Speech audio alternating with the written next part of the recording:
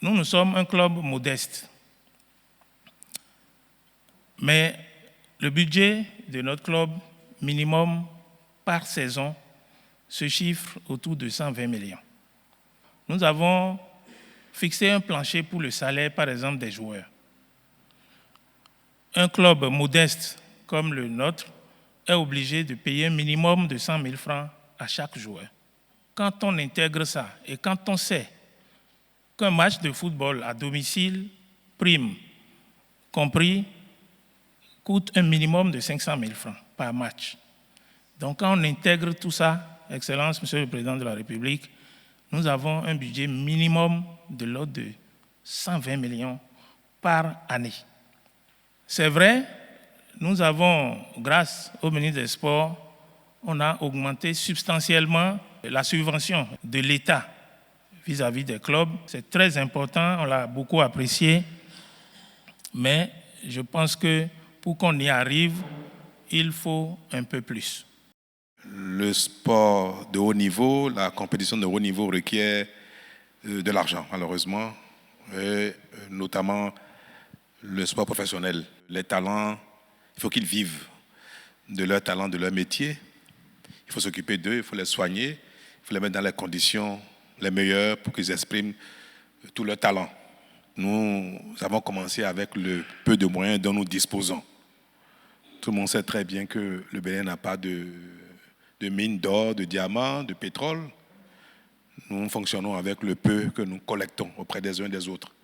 Et c'est ça que nous répartissons après pour faire face à nos différents besoins. Et nous avons choisi dans un premier temps d'appuyer davantage les sports de masse, les compétitions qui concernent beaucoup de joueurs à la fois et qui intéressent un grand nombre de nos concitoyens, notamment le football, le basketball, le hand et l'athlétisme, pour ne citer que cela comme les principaux sports de masse.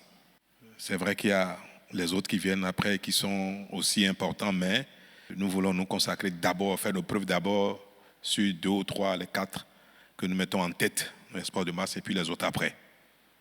Aujourd'hui, l'État sans grande difficulté, et pour ça je veux remercier le patronat, je veux remercier les entreprises. Nous avons l'obligation de contribuer à développer les entreprises, à ce qu'elles soient encore plus performantes, qu'elles recrutent, qu'elles se développent. Et c'est ça que le peuple, le pays attend des entreprises.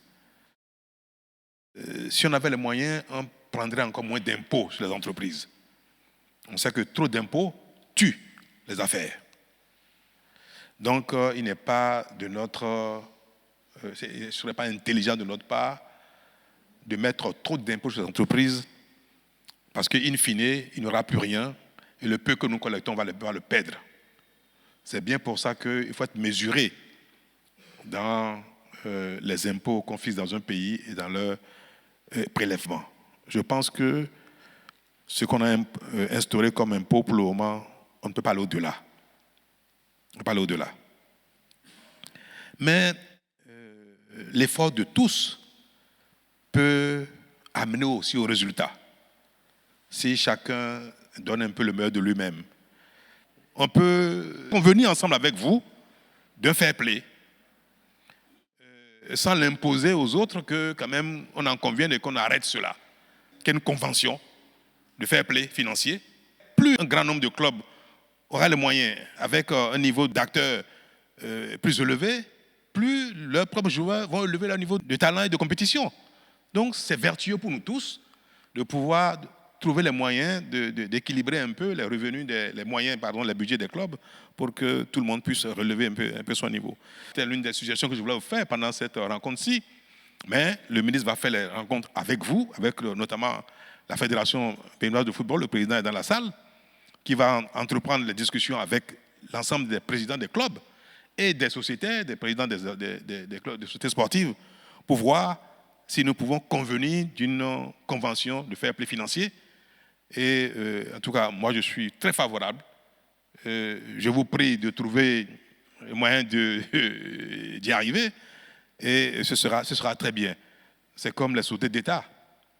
C'est vrai, c'est pas seulement la société qui font beaucoup de bénéfices parce que l'on parle de la SONEB ou bien de la SBE ou bien du port, quand on voit un peu les besoins auxquels ils sont confrontés et leurs résultats, ils n'ont pas beaucoup de moyens. Beaucoup de moyens sont déficitaires.